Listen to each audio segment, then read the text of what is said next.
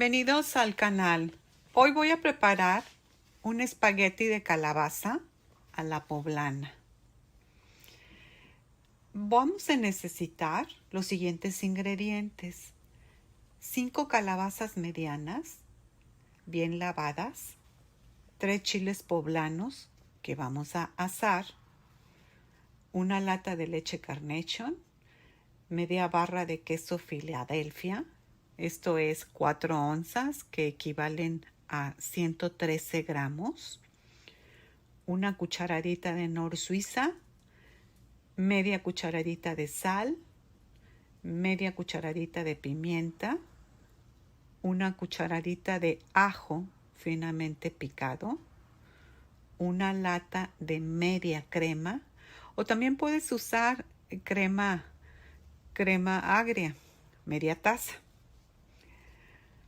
una ramita de cilantro picado, un cuarto de cebolla en cuadritos. Vamos a necesitar un rallador con carril de picos para obtener las tiras largas de las calabazas que voy a reservar. Con el rallador con carril de pico voy a obtener las tiras largas de la calabaza y las voy a reservar. Aparte voy a poner en la licuadora los trozos de queso crema, la leche Carnation, la media crema, el ajo, la cebolla picada, el Nor Suiza, la sal y pimienta y el cilantro picado, así como las tiritas de chile poblano. Asamos y pelamos. Vamos a licuar para obtener una mezcla que vamos a vaciar en una olla para que se cocine, para que hierva. Y muy importante, vamos a mover constantemente para que no se pegue ni se queme.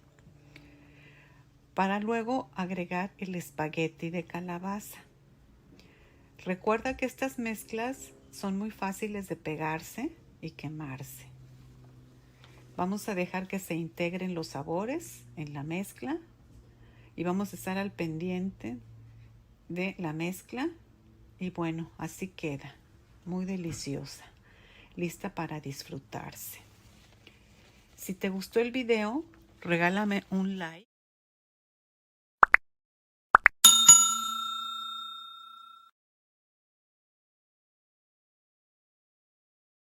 Hasta la próxima receta.